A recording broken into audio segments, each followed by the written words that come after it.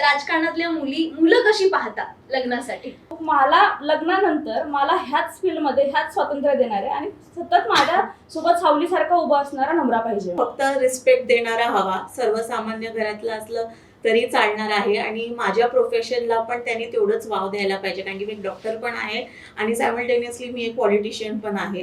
तर त्यांनी मला तेवढंच रिस्पेक्ट दिलं पाहिजे, माझ्या प्रोफेशनला तेवढंच रिस्पेक्ट दिलं पाहिजे आणि इक्वॉलिटी असली पाहिजे. सगळ्यात जास्त सपोर्ट करणारा, जसं यांनी सांगितलं की रिस्पेक्ट करणारा असला पाहिजे, कारण आपल्या करिअरला रिस्पेक्ट जोपर्यंत होत नाही, मला असं वाटत ना की आपण त्यामध्ये चांगलं काम करू शकतो.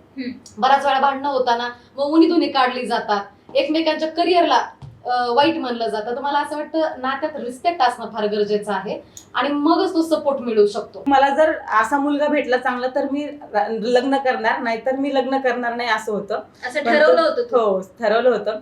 पण सुदैवानं तसा लाईफ पार्टनर भेटला. डॉक्टर धनंजय जाधव पुण्याचेच आहेत, विश्रांतवाडीचे. त्यांचं माझं लग्न होतंय. ते छत्रपती संभाजीराजेंमुळे आमचा हा योग जुळून आला.